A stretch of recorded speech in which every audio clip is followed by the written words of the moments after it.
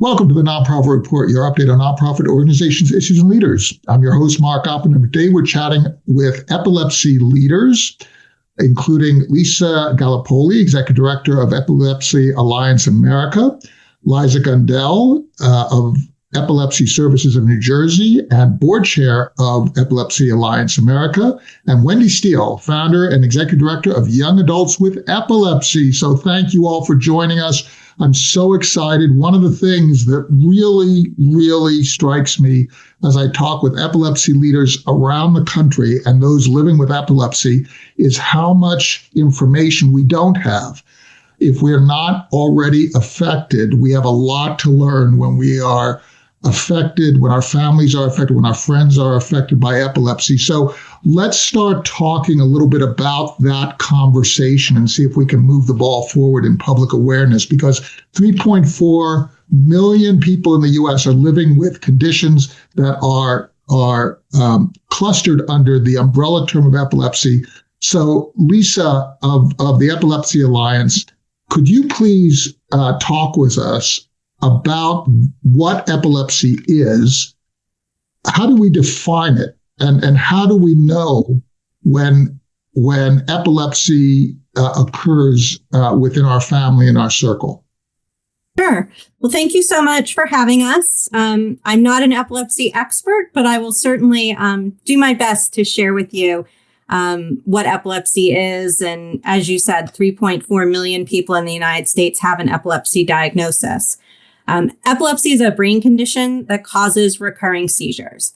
Not everyone who has a seizure has epilepsy. In fact, 1 in 10 people will have a seizure in their lifetime. Epilepsy is diagnosed if you have 2 unprovoked seizures at least 24 hours apart. And while it's not commonly talked about, it's actually very, very common. 1 in 26 people will be diagnosed with epilepsy in their lifetime. Sometimes we know what causes that epilepsy. It could be a brain tumor, a traumatic brain injury, but usually we don't. We know some epilepsies are genetic, and there are a lot that we don't know the cause that are probably genetic, but we don't know what that marker is. A seizure can be described as an electrical storm in the brain. Seizures can affect the whole brain or part of the brain. And when you think about your brain and all the things that it controls, depending where the seizure is, will depend what you experience. Without getting into the weeds of all the seizure types, because there are dozens and dozens, it's usually not just the seizure that people think of, which is a tonic-clonic seizure, where you just fall to the ground, start convulsing, it ends in a couple of minutes. There are actually lots of seizure types depending on where in the brain you're affected. You could just stare into space for a moment. You could just start speaking gibberish. You could lose your focus for a couple of minutes. Sometimes a seizure, you can start wandering around and not knowing where you are. It can be mistaken for drunkenness or for taking drugs. So there's a lot that we don't know. And it's with all of these seizure types, it's one of the reasons that we and our member organizations are hyper-focused on seizure recognition and response training, so that people know how to respond, what to do, how to support people with epilepsy, and when it is a medical emergency that they need to call 911. In many respects, Liza, when you take a look at how this manifests, as Liza said, right, it's sort of, if you want to describe it as an electrical storm of the brain, it is the kind of thing that both the visible and the invisible manifestations are really important. And so recognizing not only the visible, which is easier to recognize than the invisible, but the invisible manifestations is so very critical to the health of the person who is undergoing the seizure.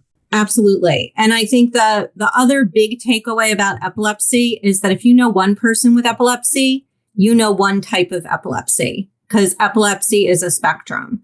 So there are patients who are able to take anti-seizure medication and get their seizures under control, and their visible and invisible scenes are not seen. Visible and invisible symptoms are not seen because they're not experiencing seizures anymore. But for many people, They take one medication, they fail that, they need to try another medication, and they can't achieve seizure control with medication. So they're always constantly looking for a new treatment and a way to get those seizures under control. And there are some individuals who are impacted so severely by epilepsy that they might have dozens, if not hundreds, of seizures a day. So it is truly a spectrum. And the member organizations that we work with across the country are really trying to address the spectrum of epilepsy for the patients who have it. Thank you, Lisa. Liza, could you jump in here, because you're the CEO of Epilepsy Services of New Jersey. You're also the board chair of Lisa's organization. Talk a little bit about the New Jersey perspective of your organization, its founding, and the services that you provide. And then, Wendy, if you could jump in and give us your sense, because Liza, you founded this organization. Your organization was founded in 2018, right? So actually, we were founded as Epilepsy Services of New Jersey in 1970. So we've been around for over 50 years, really long time. We joined Epilepsy Alliance America in 2018. So we've been around here in New Jersey. We're providing services in all counties to people across the lifespan that have epilepsy.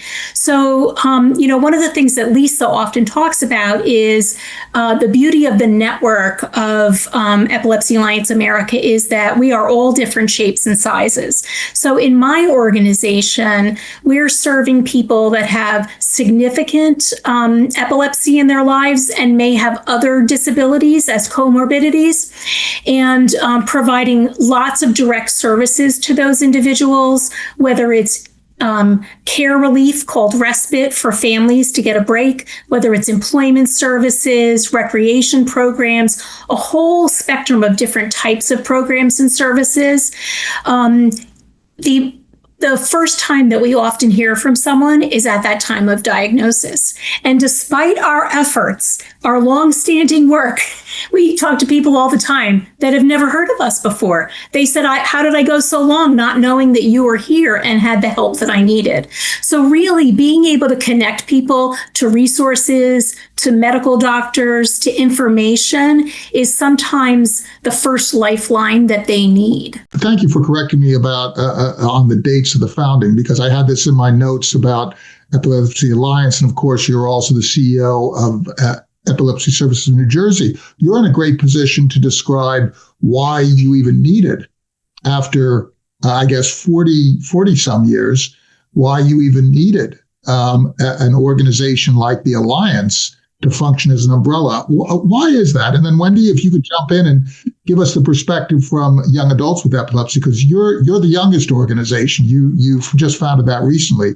Liza, but tell us why a 40-some-year-old organization benefits from an alliance like Epilepsy Alliance America. So, the founding members of Epilepsy Alliance America came together because we had a strong desire to build a national framework that would support the member organizations that were providing direct support to people with epilepsy and their families.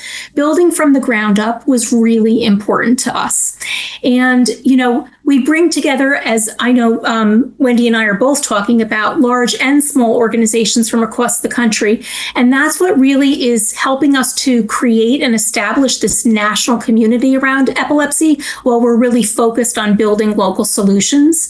So, again, Wendy will talk about her organization, but lots of times smaller organizations are deeply rooted in their community or their area of expertise with a strong understanding of what the needs are.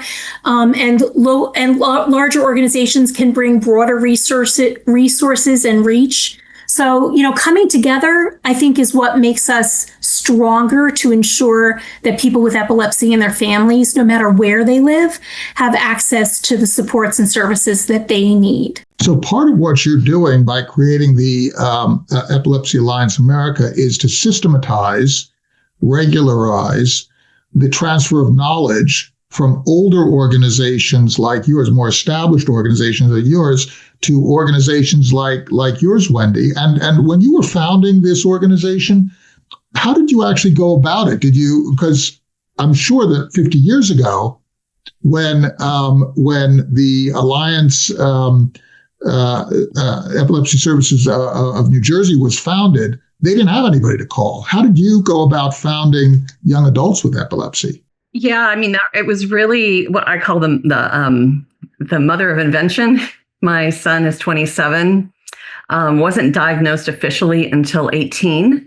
However, there were enough indications in the rearview mirror that indicated there were symptomatic things happening with him. What we call absence seizures. As Lisa mentioned, he might be in a classroom and just stare out for a few seconds. Teachers not understanding or recognizing that as a seizure and attributing it to being bored or not motivated, even though he's a brilliant young man. So it was this culmination of him being diagnosed at a very tough age. 18 is rough no matter what you're dealing with, and not knowing anybody. He didn't know anybody. I didn't know any moms or families. And my neurologist, epileptologist encouraged me to start this nonprofit. And I built it and they came. And so I have a team of young adults from all over the country that found me on the digital map that we all have. I have a lot of college grads. They all have different kinds of epilepsy. All of them say this is the first time they have met somebody with epilepsy. And they have just morphed and they found their tribe, right? So, and they're all very different. So I have a grant writer that's 23 and working on her PhD. I have somebody up in British Columbia. I mean, we have a virtual team. My son's working remote now from Manila. Things I never would have dreamed of. And there's just a great momentum. And I'd also say kind of on the side are the parents, but there's a huge mom power. So I find those moms on the Facebook groups. I mean, they're hundreds and hundreds strong. And so we try to create that other network, but the peer support is the big thing. So 80% of my budget goes to workforce programs for people with epilepsy. And we have support groups every weekday of the week. And we have a lot of frequent flyers that come to several meetings, and they have a hard time shutting those meetings down. I want to go back to your programs in a second. But before we do that, talk a little bit about your professional background before you founded this. Because one of the things that is so fascinating is that people bring all sorts of different skills to the table. And it also affects the range of different organizations, their different characters and their complementary services into the field. So talk a little bit, Wendy, about your background without referencing epilepsy. And then we're gonna bring that into how that actually influenced how you built this organization. Yeah, so I've been in marketing, probably over 40 years. I started out in banking and investment banking, and then moved into high tech in the early days. The late 90s. So feeling a little old there. Had an opportunity to be on the kind of the bleeding edge of Hewlett Packard going online. And then I worked at Intuit and then most recently Adobe Systems. And my sweet spot is digital. My sweet spot is digital content, emotive content, edutainment, education, getting through that. You can still create a lot of emotion and authenticity online. And so with my lovely young generations, or, I'm a boomer, but these are guys that are many, many generations before me. They have no problem getting in front of a screen and telling their story and emoting authentically. It's a lot more authentic to have them share their story than a mom, although I'm happy to also represent the moms out there. But digital content. I also, ran the digital marketing division of Hewlett Packard Printing worldwide. So it's kind of the full suite of digital. So CRM, email, SEO, SEM, digital content, podcasting, all of those things I guess that is kind of our unique wheelhouse. And all these young people on my team have come along with me. And contrasted with Liza's organization, which is geographically focused, yes, providing a lot of in-person, you're basically all virtual. We sure are. We are all over the country. And these are my digital natives that work with me, and they're fine hopping on a Zoom call, and I'm used to working in international teams. So you just kind of have a flexible day where you might do an early morning call or a later call. And it gives my team flexibility. I have somebody else going back to grad school now, and they all can another person going back to college, but they can still continue to work in the organization and have flexible hours. And that's the other paradigm. I was going to say one more paradigm shift that we're trying to do. We're trying to reinvent the workforce.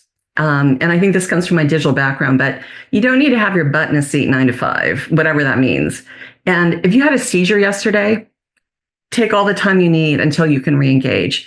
We also cross-trained. So people know they're not going to be admonished for having a seizure, and they can be honest just to go, sorry, this happened. And there should be no sorry, actually, but we're really trying to reinvent the workforce.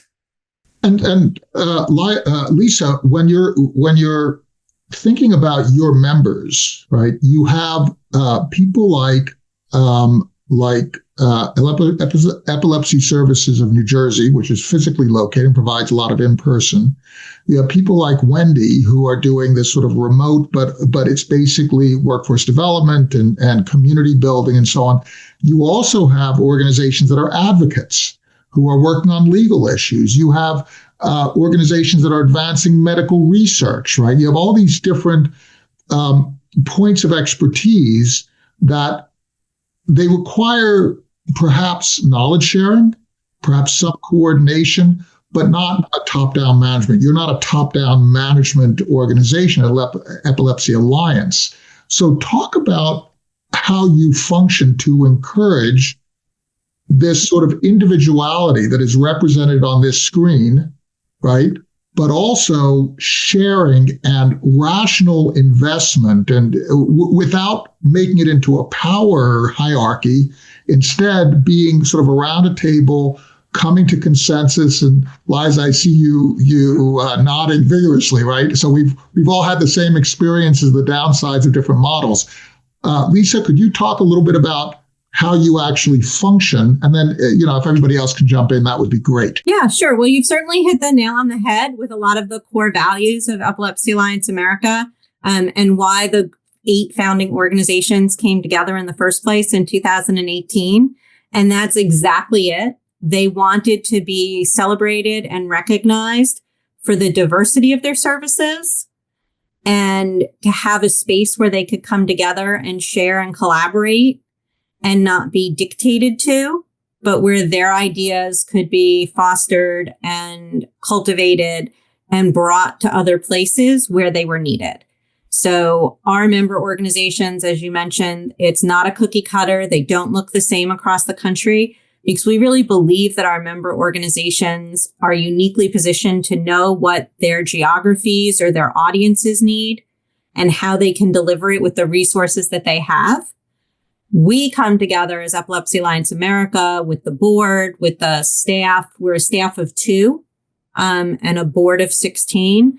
And we really look to find those common threads and where we can provide tools and resources for the majority of the member organizations so that they're not reinventing the wheel 19 times across 19 member organizations, but so that they can focus on being out and providing services to people with epilepsy and their families. So it is a balance, right? Because everyone wants something different. And sometimes it just takes that listening and that taking a pause and saying, but what's the commonality that they're all looking for? So the first national program we stood up was seizure recognition and response training for school personnel, because more than at this point, 4 years ago, it was way less, but now more than 50 or about 50% of the states in the country have mandatory training for school personnel needed for seizure recognition and response. So that was a tool we needed to provide to our member organizations. So we're always looking for what is the thing that is going to help, lift the tide for the most boats of our member organizations. And also to be as creative and innovative in the things that we bring forward. But we know that they live when they're getting generated and when they're getting delivered by our member organizations. They don't live in my home office in New Jersey. right? They come to life when they're affecting and providing services and information for the people across the country living with epilepsy. So I want to give Liza a really difficult math problem.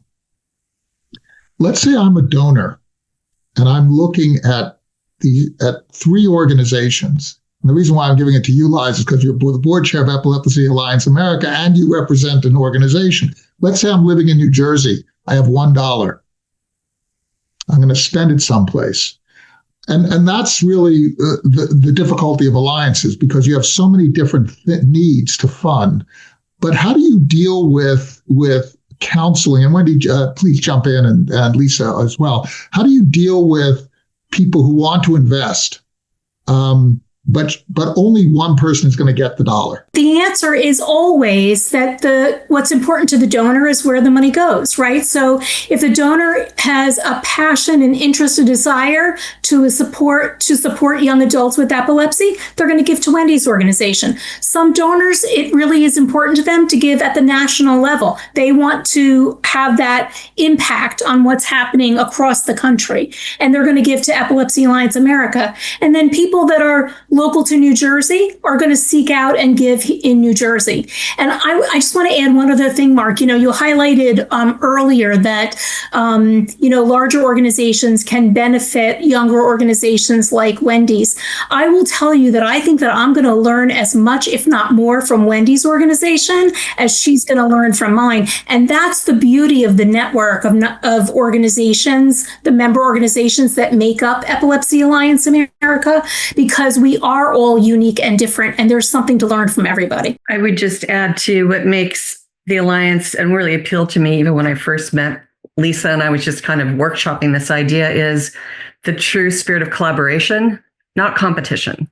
So like you were saying, Liza, your giving is a very personal choice. And if somebody really has a heart for a young adult, for whatever reason, we're not competing, we're sharing and we're lifting each other up. Sticking with you, Wendy, the other aspect of what Liza was saying is that if you're going to build community, listen to community members. And donors are basically betting with their resources.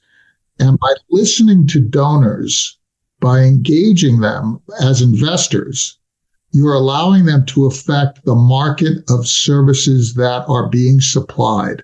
And now all of a sudden you've created these alliances. So the listening process, the truly listening, meaning you're not trying to listen in order to sell what you have to sell. Instead, you're actually listening and you're engaging and you're including. That basically broadens the circle. And that's your purview, Wendy. That's what digital marketing is about. It's exactly. We have to listen to our customer and our client and our users. And we view everything through that lens. And we're very humble. Especially for me, I don't know what I don't know. And so I put so much value on my young adult team, and we're even forming an advisory board because they are living it. And I want their words, their struggles, their hope to come through. And so, yeah, it's definitely through a marketing lens. And then as it goes, I was saying to our treasurer, I've done so many pitch decks in my former life, like I can do those in my sleep. And I still have to do those. So those are kind of easy for me because it's like riding a bike. And I'm very much into measurement. I'm very much into KPIs. I'm very much in delivering what I agree to with my funders. And there's no black box. I also have funders that are very open to experimentation and optimization.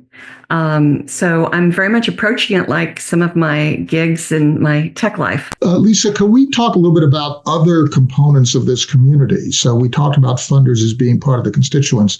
They're the people who live with the condition. And it really doesn't matter if it's AIDS or blindness or an aging body. It really doesn't matter if it's a disability, a physical mobility issue, people who can't move their limbs or can't hear, right? Or living in poverty. It's one thing to be a parent, to organize services for your child or for your family members, it's quite another thing to be the person who is living with that as well. How do you all think about that part of the picture? And then I'd also like to talk about, for example, people who are doing research on epilepsy. How do you interact with those people and other members of the community?